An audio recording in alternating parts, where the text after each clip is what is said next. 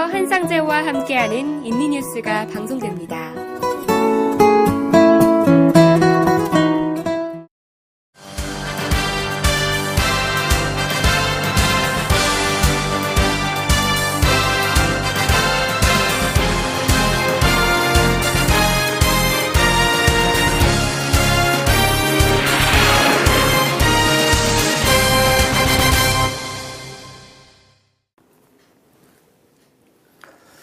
여러분 안녕하십니까? 인리뉴스 한상재입니다. 요즘은 부화사 기간이라 아침 출근길이 꽤나 편하실 듯합니다. 오늘도 저 한상재가 여러분의 인도네시아 삶에 도움을 드리고자 인도네시아에서 일어나는 다양한 이슈들을 가지고 왔습니다. 그럼 이제 인리뉴스를 시작하겠습니다.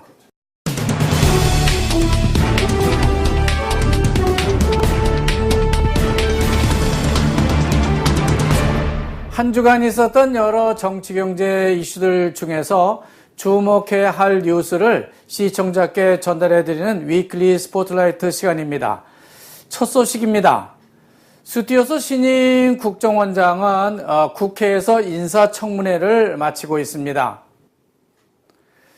국회 제1분과위원회는 사이버 시대에 걸맞는 새로운 모습의 국정원을 요구하고 있습니다. 따라서 그는 통신 장비의 최첨단화와 같은 그런 장비를 갖춘 국정원 개혁을 시도하고 있는 겁니다. 또 그는 국정원 직원 수를 5,000명으로 대폭 늘려잡고 내년부터 1,000명씩 채용해 나갈 계획을 내놨습니다. 하지만 문제점도 많다는 것을 공개적으로 토로하고 있습니다. 조코이 대통령을 만나고 대통령궁을 나서는 PT 프리포트 미국계 금광회사 대표의 표정이 그리 밝지 않습니다. 그것은 외국계 대인도네시아 투자회사의 표본이라고 할 수 있는 PT 프리포트 주식회사의 외국인 지분율이 크게 삭감됐기 때문입니다. 이 미국계 광산의 현 인도네시아 정부 지분율은 9.36%입니다. 그런데 조코이 대통령이 금년 10월까지 20% 그리고 오는 2019년에 30%까지 인도네시아 지분율을 끌어올리겠다고 하는 겁니다. 거기다 조코이 대통령은 파푸아 광산 주변 주민들의 생활 환경 증진을 위해서도 이 미국계 회사가 더 많은 공헌을 해야 한다고 말하고 있습니다. 인도네시아가 중국이 주도하고 있는 아시아 인프라 투자은행 즉 AIIB에 6억 7,210만 달러 즉 1달러당 13,300루피아로 기준해 볼 때에 9조 루피아 정도에 해당하는 자본금을 투자했습니다. 이 투자금은 세계 8위에 해당하는 큰 투자금이라고 할 수 있습니다. 그런데 인도네시아가 이렇게 많은 금액을 투자한 데는 다른 숨은 목적이 있습니다. 그것은 인프라 자금을 마련하기 위한 목적성 투자이기 때문입니다. AIIB에서 인도네시아 중장기 인프라 건설 자금을 빌려다 쓰겠다고 하는 그런 계획인 셈이죠. 도로라든지 항만, 철도, 전기, 공항, 댐 건설 등의 총 5,500조 루피아가 소요될 것이라고 말하고 있습니다. 그러나 아직 AIIB 상품으로 무엇을 가지고 있는지, 이자는 또 얼마인지, 조건이나 기간 등은 어떻게 되는지, 그리고 당장 내년에 그 자금을 끌어다 쓸 수 있는 등이 미지수로 남아 있습니다. 루피아 환율이 지난주 한때 13,367루피아까지 올라간 적이 있습니다. 루피아 약세는 수출하는 기업에게 유리할지는 몰라도 원자재를 수입해야 하는 기업이라든지 수입상에게는 치명타를 안겨주고 있습니다.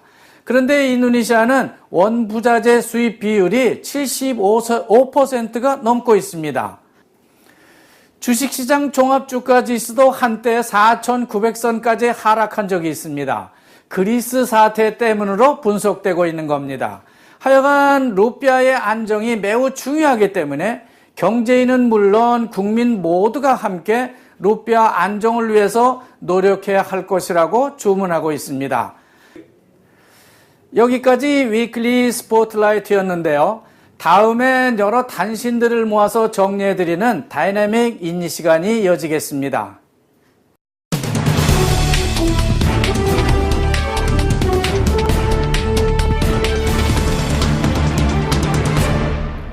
북부 스마트라 메단에서 C-130 허큘리스 공군기가 추락하는 사고가 발생했습니다.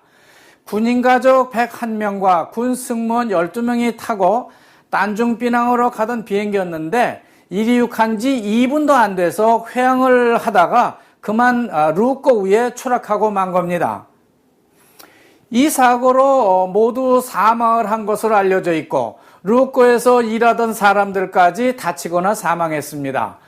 공군은 C-130 수송기가 너무 낡았기 때문이라고 사고 원인을 단정하고 있는데 아직도 미국이라든지 우리나라 같은 데선 이 비행기를 잘 운행하고 있는 기종이기 때문에 정비 불량일 수도 있다는 생각이 듭니다. 조코위 대통령은 매단 공군 수송기 C-130 허큘리스 추락과 관련해서 군 장비의 정비를 좀 더 잘해서 사고 제로 시스템을 구축하라고 지시하고 있습니다. 또 그는 제69차 경찰의 날 행사에서 경찰 내에 있는 법조 마피아 소탕을 주문하고 나왔습니다. 또 가또 육군 참모총장이다 차기 합참의장 내정자는 군용기는 반드시 중고를 사지 말고 새 것을 사야만 할 것이라고 강조하고 있습니다.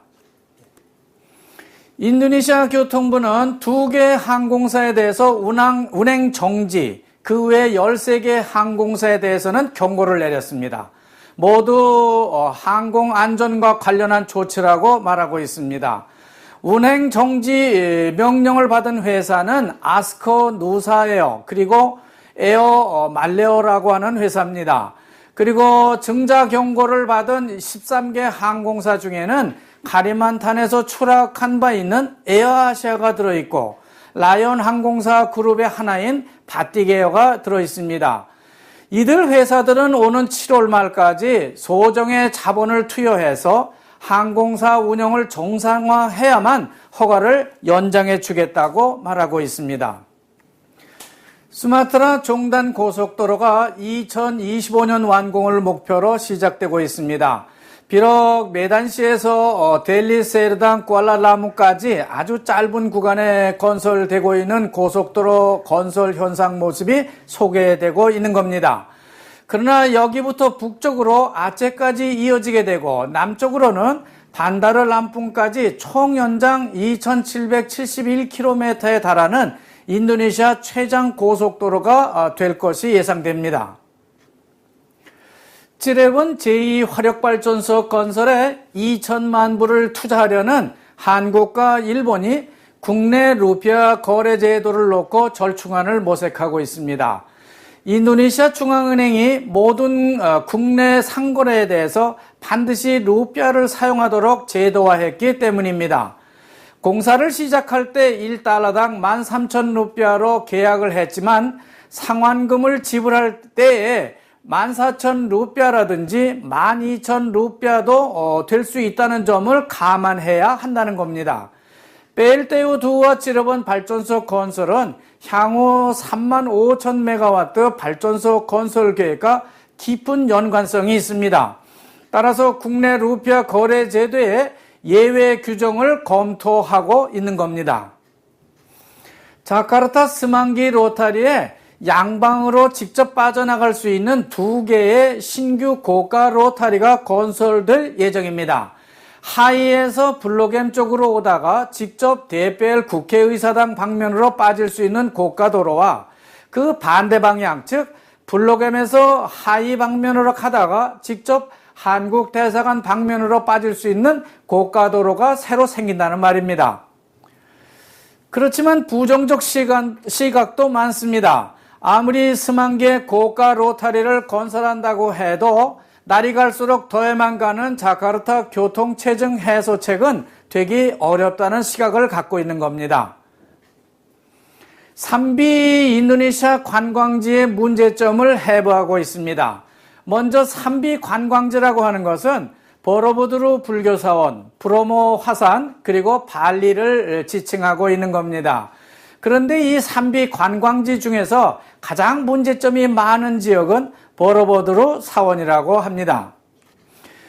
그것은 캄보디아 앙코르와트를 방문하는 관광객 수가 연간 200만 명이 넘는데 반해서 보로부두르를 방문하는 관광객 수는 단지 25만 명, 즉 10%에 불과하고 있기 때문입니다. 보로부두르 사원과 브람바난 사원 등 책임관리 구역이 각각 다른 관청이나 다른 조직이 맡고 있기 때문이라고 지적을 하고 있습니다. 이상 한상제가 소개해드린 다이나믹 인니였습니다. 이어서 이번엔 새로 신설된 코너인데요. 박예지 아나운서가 진행하는 잘란잘란 인니가 이어지겠습니다.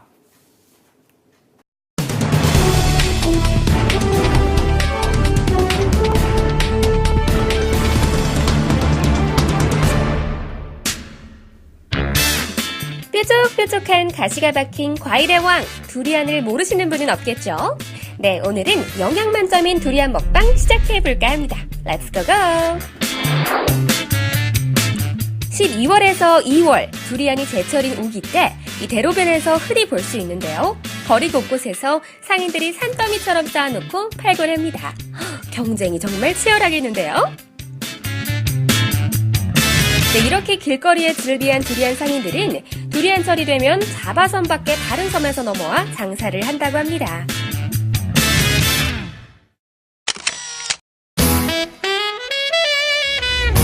오늘 제가 소개할 곳은 두리안으로 다양한 디저트를 만드는 카페 다뿌르 두리안인데요. 두리안 스시부터 케밥, 두리안과 찰밥, 두리안 팬케이크, 그리고 빙수까지 정말 한도 끝도 없는 메뉴를 자랑하고 있는데요. 좀 이상할 것 같지만요. 한번 먹어보세요. 푹 빠질 겁니다. 다뿌르 두리안, 이름처럼 이 두리안 부엌에는요. 두리안으로 만든 여러 가지 음식들이 있는데요. 제가 첫 번째로 맛봤거든요. 바로 두리안 스시입니다. 김밥처럼 생겼는데 이 김 안속에 밥이 있는 게 아니라요. 바로 두리안이 꼭꼭 숨어 있습니다. 그럼 제가 한번 먹어볼까요? 김밥 만든 것처럼 두리안을 김에 돌돌 말아서 자르고 아포가토를 올리면 완성! 영양 만점 간식이죠. 씹고 또 씹고 아이 향긋해.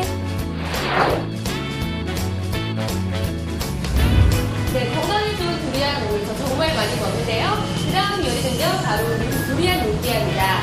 두리안 루비아는요, 저희 케밥 싸 먹을 때 있죠. 케밥 싸 먹을 때 또띠아피를 이렇게 싸서 먹잖아요. 이렇게 마찬가지로 또띠아피 안에 두리안을 넣어서 말아낸 음식입니다. 제가 한번 먹어볼게요. 변비, 혈액순환, 그리고 피부에 정말 좋은 두리안. 오늘 완전 건강미인 될 것 같아요. 정말 잘 어울려요. 소스랑 피랑 그리고 두리안까지. 너무 맛있어요. 자자, 이번엔 두리안 디저트를 집에서 손쉽게 만드는 방법 공개하도록 하겠습니다. 쇼타임! 네, 우리 군고구마는 정말 많이 먹잖아요. 군감자도 많이 먹고요. 그런데 군두리안? 처음 들어보셨죠? 네, 이 열대나라에서는 두리안도 구워서 두리안 바까를 해먹는다고 하니까요. 우리 셰프와 함께 두리안 바까를 어떻게 먹는지 한번 알아보도록 할게요. 향긋한 두리안 위에 이 연유와 꿀을 섞은 달달한 소스를 샥샥샥샥 발라준 후에 가스레인지로 이동합시다. 그 다음 준비된 호일 위에서 약 5분 동안 앞으로 뒤로 뒤집어가면서 구우면 노릇노릇하게 익게 되는데요. 이 두리안만 먹어도 되지만요. 이곳에서는 이렇게 찰밥이랑 함께 곁들여 먹는 신선한 메뉴가 준비되어 있습니다. 건강에도 좋고 포만감도 줘서 한 끼 식사로 만점이겠죠? 두리안 바깔 완성! 만들기 진짜 쉽죠? 1분도 안 걸린 것 같은데요?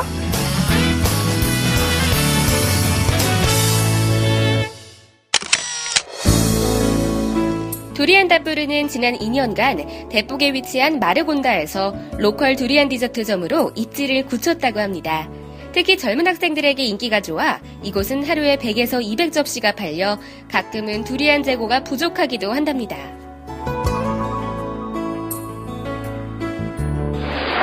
Karena kan saya peminta dunia, jadi saya ingin satu tempat di mana nggak cuma menikmati es krim, tapi juga ada olahan lain. Dan saya tahu kan di luar Indonesia ini banyak banget olahan durian yang belum ekspor. Jadi saya pikir karena saya suka belum ada, jadi peluang bisnis yang cukup bagus. Jadi yang utama di kita tuh sushi durian dari nori. Jadi nori dan dibalut sushi. Ada flan dari kita juga, dibalut yang khas durian. Jadi rasanya campur antara nori dan durian. Enak. 네, 이쯤에서 두리안 식사는 마무리하도록 하겠습니다. 정말 많은 음식들을 먹었는데요. 네, 여러분 더위에 지치시죠? 좀 멀리 뒤쪽에 있지만요. 한번 오셔서 건강 회복하고 가시기 바라고요. 피로 회복에 정말 좋은 두리안 많이 드시기 바랍니다. 자, 그리고 여기 대포 우리 학교에서 공부하고 있는 학생분들 시험 기간에 오셔서 스트레스 좀 풀고 가시고요. 네, 정말 다양한 두리안 음식들이 있으니까요. 하나씩 친구들이랑 먹어보는 것도 좋을 것 같습니다. 지금까지 KTV에서 박인이었습니다.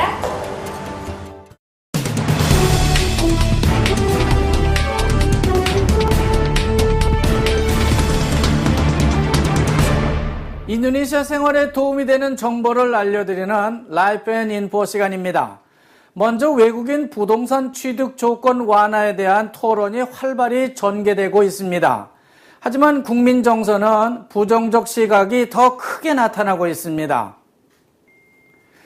외국인에게 주택 소유권을 인정해 주게 되면은 소형 주택이라든지 토지 가격을 부추겨서 서민 경제를 더 어렵게 만들 것이란 주장이 먹혀들고 있는 겁니다. 결국 부동산 이용권, 즉 학박가이로 외국인이 소유할 수 있는 부동산 정책은 그렇게 정착될 분위기가 큽니다. 고재계 영역이 점점 더 넓어지고 있습니다. 이제 스마트폰 앱을 이용한 오젝 택시는 벌써 상당히 많은 고객을 확보하고 있습니다. 또 이 회사는 향후 택배까지 그 영역을 더 넓히겠다는 계획을 가지고 있습니다. 그것은 언제 어디서나 앱을 통해서 그들을 부를 수 있고 안전이 보장되고 있기 때문에 그런 것 같습니다. 하지만 부정적 시각으로 그들의 진입을 막는 그런 동네도 생겨나고 있습니다. 고젝과 그냥 오젝 간의 충돌이 시작된 것입니다. 동부자바 말랑 바투의 웰리랑 화산이 폭발해서 유황을 채취하고 사는 주민들의 생계가 막막하다는 소식이 전해지고 있습니다. 또 반유황유와 본도호소 사이에 있는 라옹 화산이 폭발하기 시작해서 화산 반경 7km 내 주민들의 접근을 금지하고 있습니다. 이들피트리를 앞둔 다음 주는 좀 분주해질 것 같습니다. 소속 직원들이라든지 가정부 혹은 운전수들에게 상여금도 미리미리 지급해서 뭔가 싸게 선물을 살 수 있도록 배려해주면 좋을 것 같습니다. 또 한국을 다녀오시려는 분들은 안전하게 다녀오시길 바랍니다. 고맙습니다. 이상으로 금주 인도네시아 주간 뉴스 동향을 모두 마치겠습니다. 지금까지 한상재였습니다.